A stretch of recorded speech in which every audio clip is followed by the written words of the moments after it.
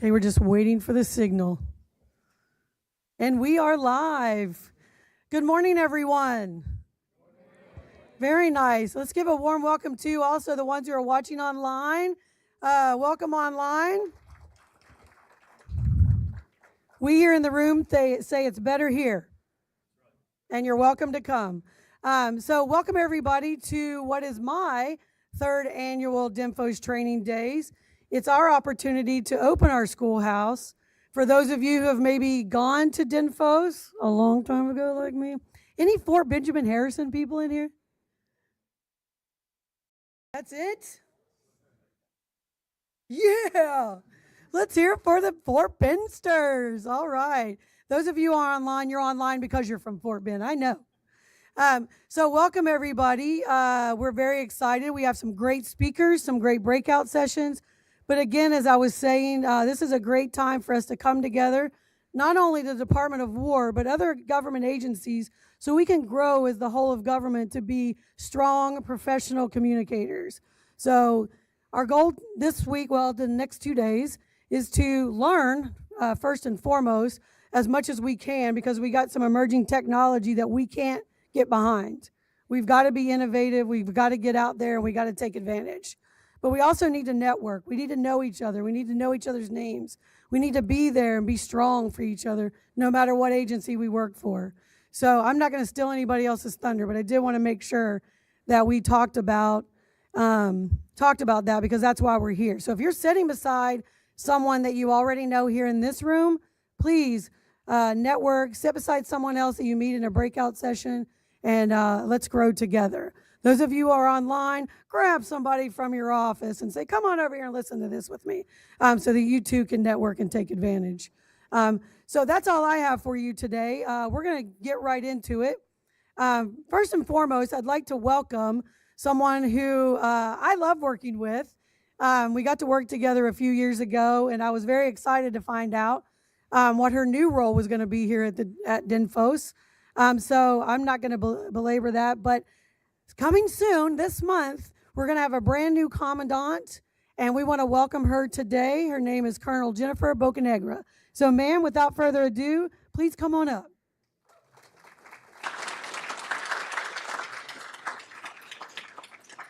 Thank you so much, Mal. Good morning, everyone, and welcome to DINFOS Training Days 2026, whether you're joining us online or you're sitting here in the room. So for those who I haven't had a chance to meet, which I hope to do so in the next 2 days, I'm Colonel Jennifer Bocanegra. I served here 9 years ago as an instructor and also with the Directorate of Training. And so now I've been blessed to come back here and serve as the Commandant in the next coming weeks. And I'm very excited to start off my new role with Training Days. I would like to first just take a moment and thank the team who put this Training Days event together, and that includes Ms. Mel Witherspoon, our Public Affairs Officer, Ms. Sandra Lenyard, and our new Provost, Ms. Rhonda Gambill. They did a tremendous amount of work with the planning and coordination to make these 2 days possible, and I hope that you benefit from being here. I'd also like to note that our current Commandant, who's done a phenomenal job, Colonel Richard McNorton, is not able to join us this morning. However, he will be here tomorrow afternoon, and I know he looks forward to engaging with you and also hearing about how the last 2 days went. So you'll get to hear from him tomorrow. And so as you've noticed, the theme for this year is the trust in the age of AI, strengthening credibility and information dominance. And I know artificial intelligence, it's something that's a growing challenge and opportunity in our career field. And every one of you sitting here today is on the front line of an information environment that is faster, noisier, and more contested than ever. We're all dealing with the potential of deepfakes, synthetic media, and algorithm-driven disinformation. These aren't just things that are notional anymore. They're something that we face every day. Our job as communicators is to make sure that the truth gets there first and gets there credibly, as noted in our motto, Strength Through Truth. Over the next 2 days, you're going to have an opportunity to hear from leaders in industry, government, and academia, as well as practitioners. And they're going to talk about best practices and lessons learned from dealing with artificial intelligence in public affairs, visual communication, crisis communication, and mobile storytelling. And I challenge you and myself to take, as Mel said, take an opportunity and network. This is a great 2-day experience. We're going to have vendors out there. Please take home a few contacts that you'll be able to carry forward to your job, and also take home some of the best practices for your teammates who weren't able to come out over these 2 days. And now it's my distinct privilege to introduce our next guest speaker, Mr. Andrew Bry. Mr. Bry currently serves as the Principal Deputy to the Assistant of the Secretary of War for Public Affairs, and that's Mr. Sean Parnell. And if you don't know, he just made a video highlighting the importance of public affairs. Before Mr. Bry served in that position, he did work as a special agent with the United States Secret Service, and he brings more than a decade of experience in political campaigns and strategic communications. So please take a moment to pick his brain on the lessons that he's learned. So please join me in welcoming Mr. Andrew Bry.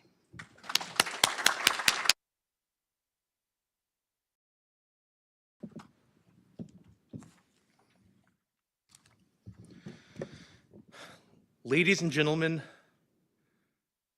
information warfighters and DINFOS trained killers, thank you for being here, and thank you for what you do for our nation. You are the communicators across the Department of War and across the federal government who carry our country's story to the American people and to the world.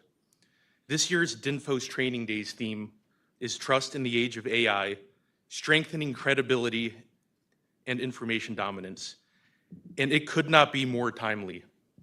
We are in an era when facts travel at the speed of light, lies travel even faster, and our adversaries are working to blur the line between the two. Over these 2 days, you will hear from leaders and practitioners who are leaning into that challenge. Today, you will hear about AI in public affairs, managing risk, leading change, and about crisis communication in this new information environment. Tomorrow, you will move into focused breakouts on AI-enabled storytelling, research, visual information, and mobile-first content creation. And this is time well spent. It's not time away from the mission. This is how we accomplish the mission. Secretary of War Pete Hegseth has been clear about the priorities driving this Department of War. Restoring the warrior ethos, rebuilding our military, and reestablishing deterrence so we can achieve peace through strength, and for us, strength through truth. These priorities matter to every communicator in this room with us and online, whether you wear a uniform, serve as a civilian, or work for another federal agency, because they set the strategic context for the stories you will tell. At the same time, the principles behind them are universal in public service: clarity of mission, strength rooted in standards, and credible communication that earns and keeps public trust. For too long, public affairs and visual information were viewed as support functions, important, but secondary to real operations. That view no longer matches reality. In today's environment, information itself is a warfighting capability and a tool of national power. When you provide accurate, timely, credible information, you shape the information environment, just as surely as any commander shapes the physical battle space. You put operations into context. You create informed public perceptions, and you block adversarial propaganda before it can take hold. In a contested information environment, the first side to the truth frames the debate. If our adversaries get there first with lies, we're already playing from a deficit. If you get there first with verified facts, plainly stated, you set the terms of discussion and reinforce our legitimacy. First to the truth is not a slogan, it's a discipline. It means leaders understand that without credible communication, they cannot fully achieve their objectives or sustain public support. If information itself is a warfighting capability, visual information is one of its most powerful tools. The lens you choose, the angle you capture, the moment you freeze in time, all of that tells the American people who we are and what we stand for. Your imagery is more than content. It's a historical record. Years from now, people will look back on your work to understand what our institutions did in this era, what our forces faced, how our government responded, and how we prevailed. You must emphasize the best of our armed forces visually and in words. You must show that our service members are prepared to defeat those who threaten our homeland, our allies, and our way of life. At the same time, our federal partners must show the public a government that is steady, competent, and accountable in the face of crisis and change. That's a high bar. It means you are deliberate about the images and the messages that you release. It means you avoid comfortable stock shots when a harder, more truthful image tells the real story of service, of sacrifice, and public stewardship. The theme of this event recognizes that the character of war and of governance is changing. Threats do not just start at a border or on a battlefield. They start in the information environment. So now let's add AI into that whole mix. Deepfakes, synthetic voices, fabricated imagery, algorithm-driven disinformation campaigns are all daily realities. They target our military formations, our elections, and our institutions. They target the trust that holds a free society together. That creates two major challenges for all of you. First, you must detect and counter misinformation and disinformation that can erode public confidence, confuse decision makers, and weaken deterrence and democratic resilience. Second, you must understand and responsibly use AI tools that can help you move faster and see further without compromising our standards or your integrity. Over these 2 days, you will hear how AI can accelerate content creation, how it can support research and streamline workflows.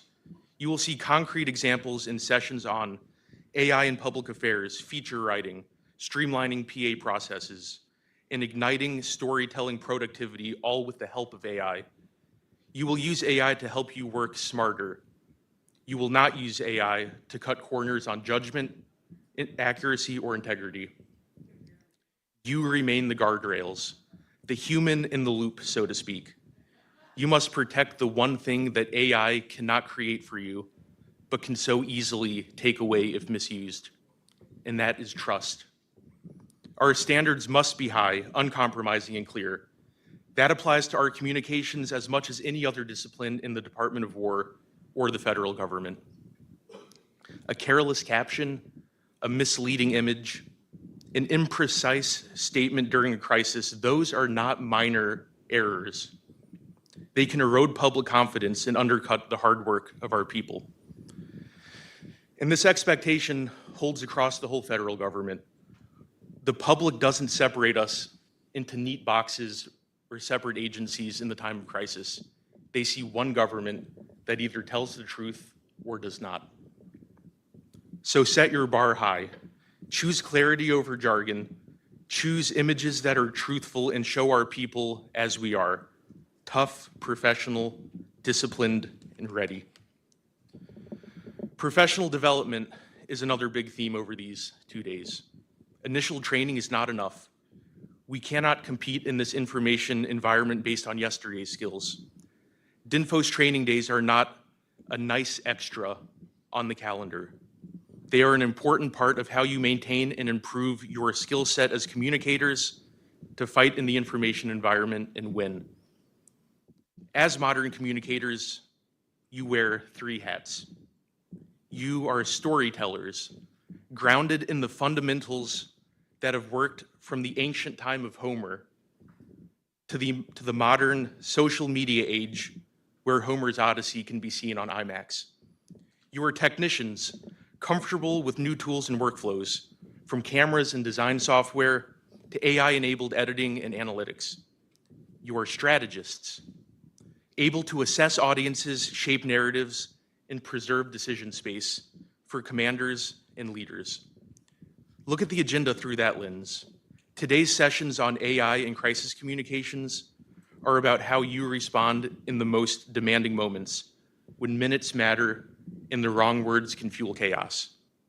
Tomorrow's breakouts on feature writing, portraiture, graphics fundamentals, research methodologies, mobile-first content are all about how you tell our story when you're not under fire, so that the public understands who we are long before a crisis hits. The department is investing in your education here at DINFOS and through broader reforms to professional education and training. And across the federal government, agencies are taking similar investments in leadership development. So take advantage of that investment. Never stop learning. To fully realize our priorities, we need public affairs and visual information professionals integrated into planning from day one. That applies to military operations, homeland defense, disaster response, and major domestic initiatives. When an operation or policy is conceived, you should be in the room, helping anticipate how adversaries how adversaries may twist the narrative and how we will preempt them with facts. In exercises and war games, the information environment should be treated as a primary domain, not an afterthought. You should be advising leaders on how operations and policies will be perceived by allies, adversaries, and the American people. You should be mapping how your products, words, images, videos, all align with the operational objectives and with the expectation of a free public that demands transparency and accountability. Let me close with a challenge for these 2 days. Please don't treat DINFOS Training Days as just another conference. Treat it as part of your warfighting training and your obligation to public service. Ask hard questions. Pressure test your own workflows against what you hear about managing risk and leading change. Decide before you leave on 1 or 2 concrete things that you can take back to your teams. Maybe it's a new SOP for AI oversight. Maybe it's a new way to integrate into planning. Maybe it's a higher standard for every story and every image that you release. The American people have entrusted us with enormous power and responsibility. They demand a Department of War and a federal government that are lethal when we must be lethal, compassionate when we must be compassionate, and truthful always. Your ability to tell that story quickly, accurately, powerfully is essential to our mission. We're in a new era of AI, of contested information, and of renewed great power competition. In this era, our adversaries will not test just our weapons, but our will and our credibility. When they do, I want them to find a Department of War and a federal government whose communicators are as prepared, as disciplined, and as formidable as any formation in the field. Thank you all for your service, for your professionalism, and for the stories that you will tell. Thank you.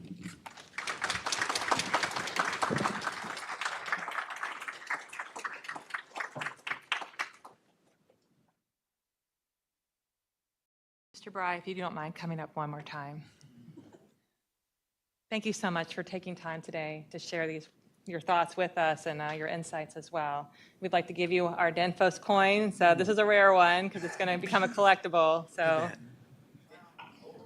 you might want to turn it into a belt buckle, but it's our that is our logo. That's our logo with the genie vase and that is beautiful. Yes. And our starter. Thank you so much. We really appreciate you being here with us today. It's a great coin.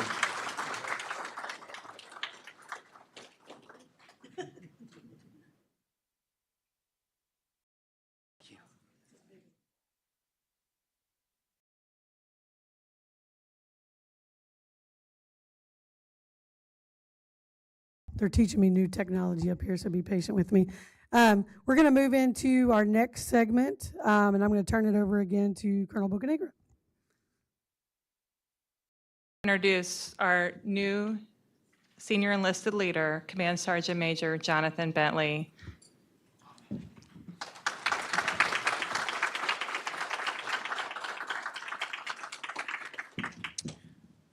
I'm not going to be very long up here, all right? But this is my first DINFOS Training Days.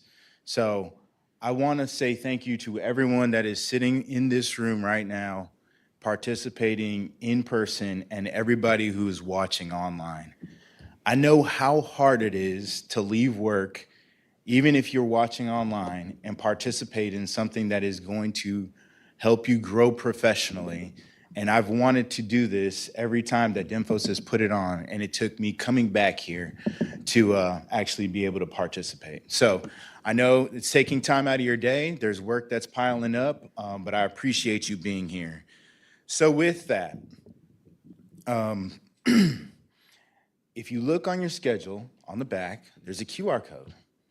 It's on the bottom, and it says it's for a survey. Please take the survey. We want to make this better, all right? We want to hear how we can improve this, because this is going to continue. We also want to hear what things we did well, so that we can make sure that we sustain doing those things. Everything Mr. Brod talked about, I've been trying to do for the 20 years I've been in the Army doing public affairs, right? Information dominance is important to the whole of government, but we can't just do it as joint entities. We can't, we have to have the interagencies involved, and we also need academia and industry to make sure we can do it the best that we can do to protect the homeland and to win abroad when needed. It takes everybody.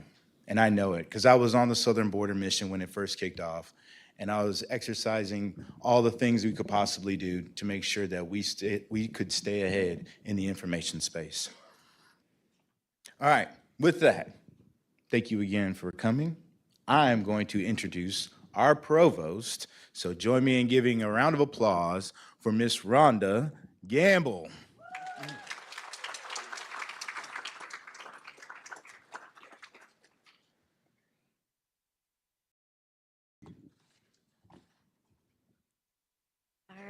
Good morning, everyone, and welcome to DINFOS Training Day. How are you? Are you excited? Yeah, me too. So this is actually my second DINFOS Training Day, but is my first one standing here as the provost at the Defense Information School. In fact, I officially stepped into the role on July 12th. So excited to be here and excited to tell you about the way forward with DINFOS and how we plan on meeting the mission and the criteria set by Mr. Bry. So on behalf of the faculty and staff of the Defense Information School, welcome to DINFOS Training Day. It's wonderful to see so many familiar faces, new colleagues, and partners gathered here over the next 2 days. Whether you've traveled from across the country or simply from across Fort Meade, thank you for investing your time in your professional development and in one another. And again, welcome and thank you to Mr. Bry. I truly appreciate your opening remarks and strategic direction. Mr. Sanders, Colonel Newton, Master Chief Cook, it's always a pleasure. And to Colonel Bocanegra and Command Sergeant Major Bentley, I am super stoked to work with you on this next generation of DINFOS. I'm excited to get the work started, or continued. I'd also like to extend a warm welcome to our partners from academia, industry, and across the Department of War. One of the strengths of training days has always been the diversity of perspectives in this room, and we all approach the information environment from different experiences, but we share the same commitment to developing communicators who are prepared for today's challenges and tomorrow's opportunities. And before I truly dive into DINFOS and the way ahead, I must absolutely acknowledge Miss Mary O'Shea, who many of you know from her years of leadership as our provost. Mary helped us position DINFOS for many of the initiatives I'll discuss today, and I'm grateful for the strong foundation she leaves behind.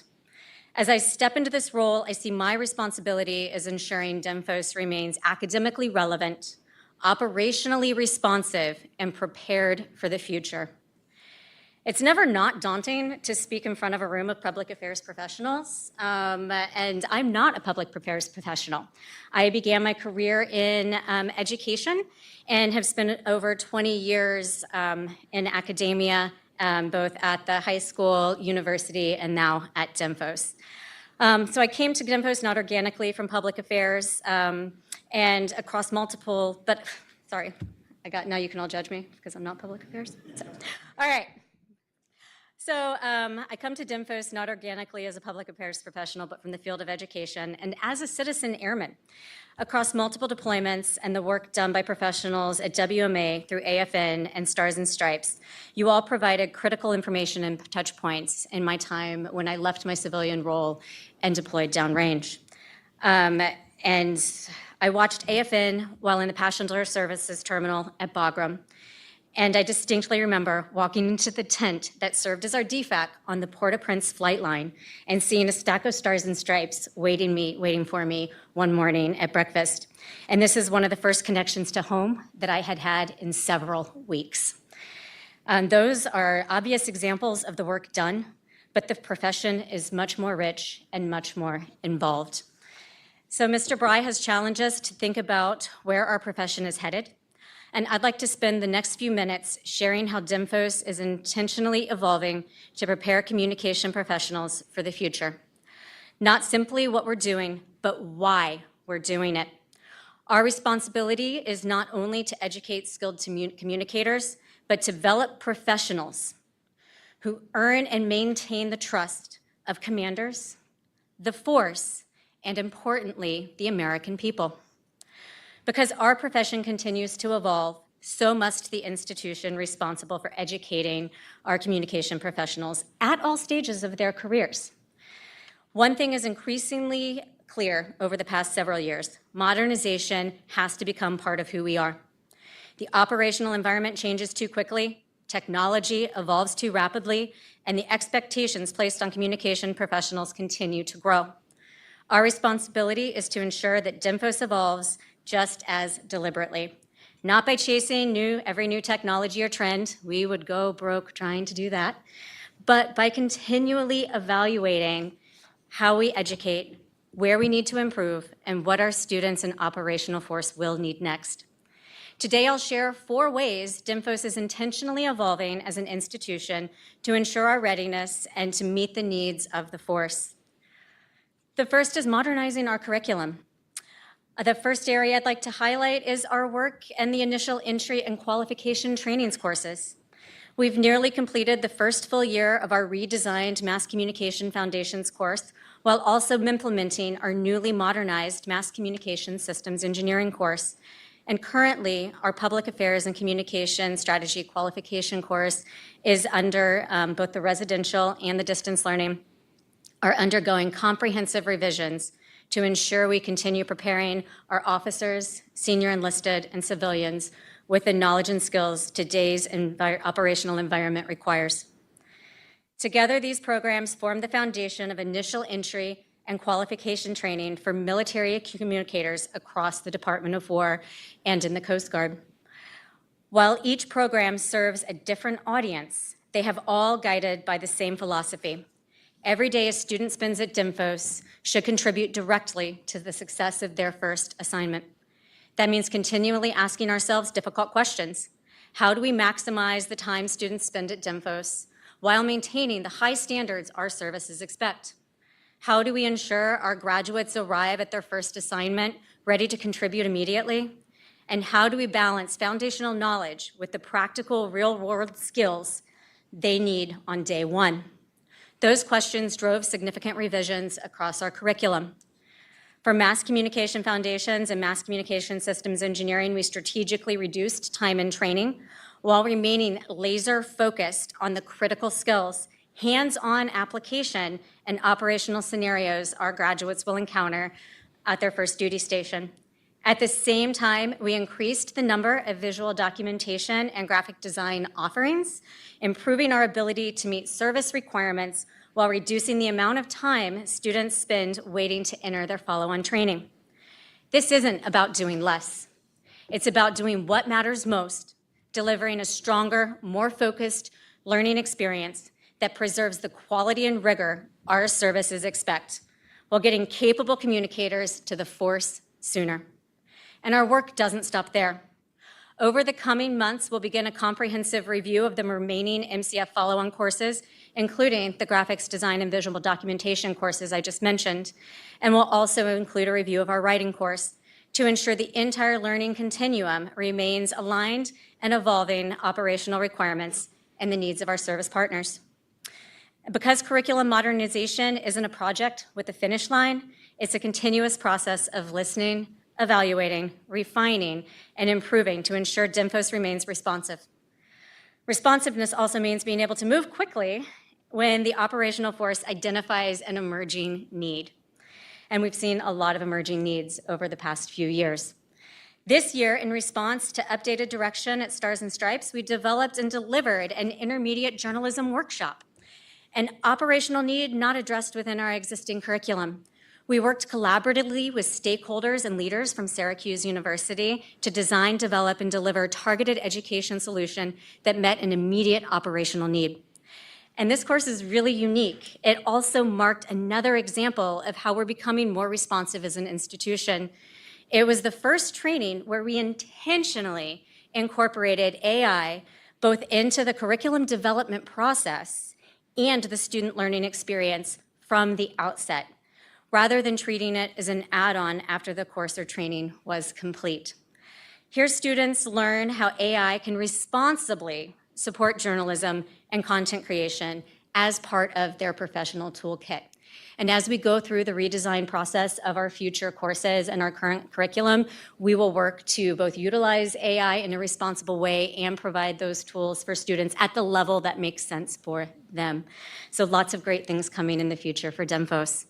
And with that, once you graduate DINFOS, your job's just started. You become career-long learners. Our second priority recognizes something we've long understood as educators. Initial training is only the beginning. One message we consistently emphasize to our students and our faculty is that graduation is not the ending of learning. That's true for our students, it's true for our faculty, and it's true for every one of us in this room. And that's a testament to you being here today. You know that, you understand that, you embrace that, so thank you again. DINFOS can provide a foundation, and I think we do a pretty darn good job of that. But it's up to our graduates to pursue excellence through continued training and education. No schoolhouse can prepare someone for an entire career. And as communication professionals grow, so do the expectations placed upon them as communicators progress through their careers, their responsibilities expand. And that requires a different level of education. It's why we're updating our advanced public affairs curriculum to better prepare senior communicators for complex advisory roles they assume throughout their careers. Today's senior communicators are expected to provide sound communication counsel, integrate with operational planning, and help commanders communicate effectively in an increasingly complex informational environment. We're also developing an advanced visual information planning course. I'm calling it the VIP course. You can do the same as well. I'm trying to make it stick. So this course came about as a direct response to feedback from our service partners. They've made it clear that visual information professionals need education that extends beyond technical proficiency. They need to understand how imagery supports planning, decision-making, operational objectives, and strategic communication. We will pilot this course in the fall with a firm launch in addition to our catalog in early spring. Those recommendations come directly from the field, and we're committed to delivering education that meets those evolving needs. Lifelong learning isn't simply a slogan. It becomes an operational requirement for our profession, and DINFOS intends to remain a partner throughout that journey. As an educational institution, our responsibility extends beyond teaching individual tasks. It provides the educational foundation that enables communication professionals to think critically, communicate effectively, and continue to grow throughout their careers. Part of that, Ms. Witherspoon, who you've seen up here is leading us through these training days, also manages our mobile training teams. So if you have a critical need that's not able to be met within your organization, please reach out to Mel, reach out to DINFOS, and we can work with you to hopefully design some in-time training to send out to where you're at. We've had a really great success track record with the mobile training teams, and it's very exciting the work that we get to do going directly to the fleet in the field. With that, we're also building the institution. And if you're going to support learning throughout an entire career, we have to continually grow and improve in how we deliver it. So our third priority is ensuring that DINFOS does continue to innovate as an institution. It doesn't happen by accident. If we expect DINFOS to continually modernize our curriculum, evaluate emerging technologies, improve our student experience, and improve educational delivery, then we need an organization focused on doing exactly that. That's why we've established the Office of Educational Technology and Innovation. It is located within the Provost Office, and we just hired the inaugural Vice Provost of Educational Technology and Innovation. It is Miss Mary Deaver. She is not here today because she is attending a leadership training. That's how dedicated she is to this, how dedicated we are. And Mary, I'm excited to see where she takes and develops and builds the ET&I office, because it is so critical to the mission that to help DINFOS continually improve how we design, deliver, and support education by leveraging educational technology, fostering instructional innovation, and enhancing the learning experience for our students and our faculty. That includes evaluating emerging technologies, strengthening digital learning, expanding educational resources, and helping our faculty integrate new tools in ways that enhance, and let me be clear, do not replace good instruction. Artificial intelligence is naturally part of that conversation. I mean, I hear we might be talking a little bit about AI today. Yes? No? It's a joke. All right. So we might be talking just a little bit about it today and tomorrow. So like many of you, we're learning where these tools add value and where they require thoughtful oversight. Another area receiving particular attention is our distance learning programs. Distance learning is an important part of how we reach communicators across the joint force, and we're taking a deliberate look at how we can improve that experience. From course design to navigation to student engagement, our focus is on creating a learning environment that is more intuitive, more accessible, and ultimately more effective for the students we serve. Another important responsibility within ET&I, or the Educational Technology and Innovation Office, is Pavilion, which Ms. Weatherspoon mentioned earlier on this morning. Since its launch, Pavilion has become an important resource for communication professionals by providing just-in-time training and reference materials that support the force well beyond the students' time at DINFOS. And interestingly enough, I was at leadership school with the Air Force and going through some training, and one of the resources they provided us was, I believe it was the PESTEL resource from Pavilion. And I was so excited when I saw that. I was like, I work here. And then I immediately emailed, it was Colonel Hutchinson at the time and Miss O'Shea, and said, this has reached beyond the communication professionals. The Air Force is using it to train their senior leaders as well. And that's one of the coolest touch points that I've had with Pavilion outside of DINFOS. So it does have reach, and we encourage you, for those folks that didn't raise their hands and have heard of it, please check it out. It's a great resource. So as we look to the future, we're exploring how Pavilion can continue to evolve to better support lifelong learning and our communications professionals in the field. And we're continuing to evaluate future opportunities for Pavilion. So our commitment remains the same: to provide timely, relevant educational resources that help communicators succeed throughout their careers. So here's my hard sales pitch. Pavilion is only as strong as the professionals who contribute to it. We are constantly looking for subject matter experts to serve on the Pavilion team and to volunteer their time, because every resource, every job aid, every lesson benefits from experienced communicators who are willing to share what they have learned in the field. So I'd like to make a personal request. If you've ever considered serving as a Pavilion subject matter expert, or if listening to me talk now, you think, hey, that sounds pretty cool, now's the time. Whether your expertise is public affairs, visual information, journalism, communication planning, research, or any other specialty within the fields, your experience can directly shape the next generation of communicators.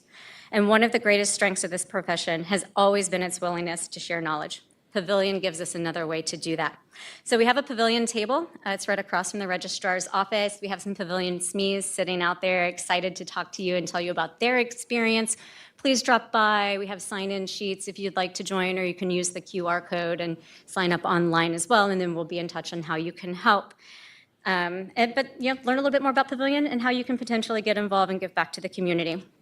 And finally, I know many of you in this room may be watching the news or maybe following politics pretty closely, but it's not a close-kept secret that DINFOS and the House version of the National Defense Authorization Act did include language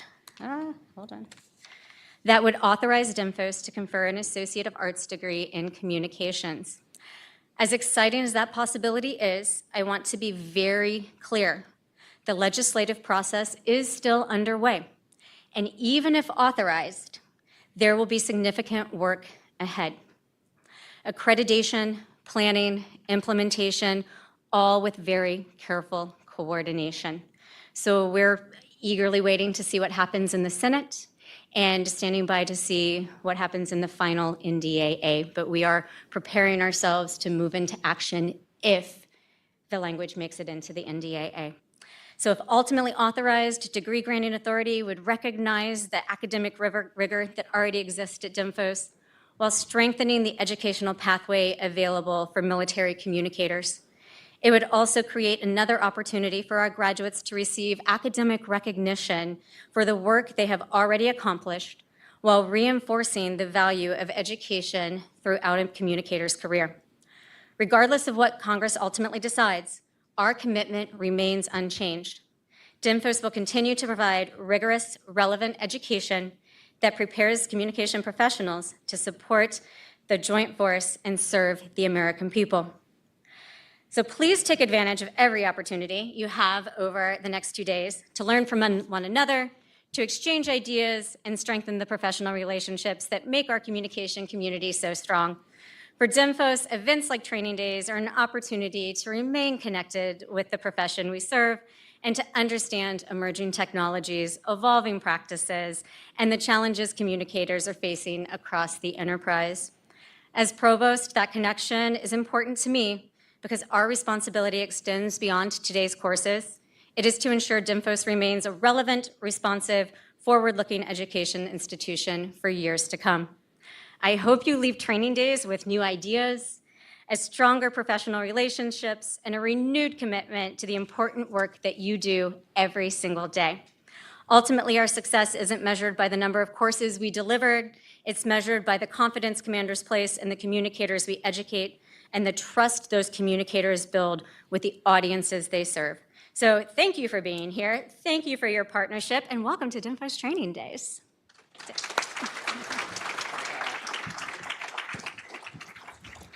Thanks, Rhonda.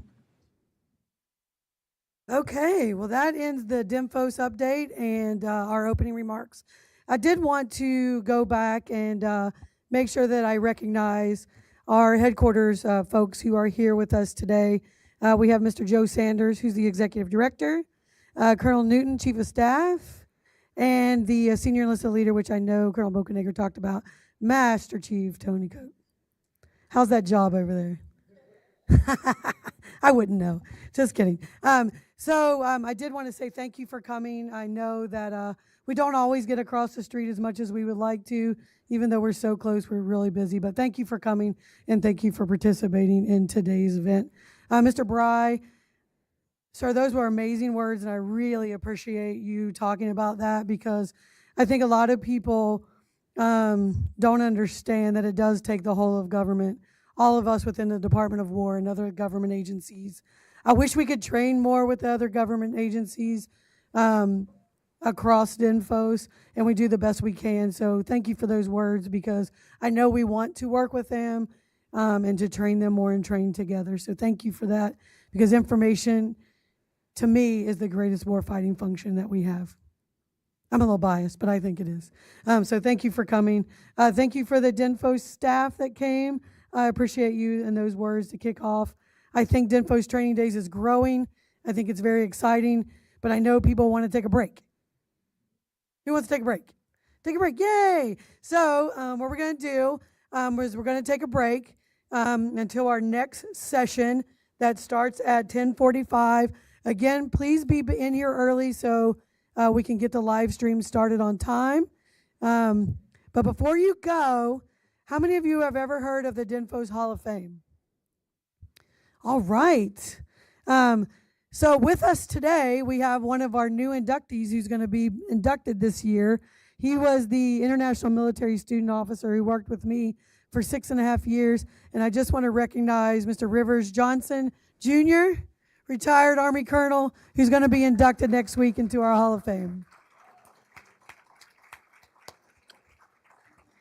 However, that's also a plug. We do that every year. If you have a colleague that's just been kicking, you know what, even on the international side, please consider inducting those folks into our Hall of Fame. We want to say thank you for that. We got some great inductees this year, but I would be remiss if I didn't say hello and congratulations, sir. With that, what you got? I got 10:02 is where I'm at. So be back here. How about 10:40? Can we do that? 10:40? All right, be back here at 10:40.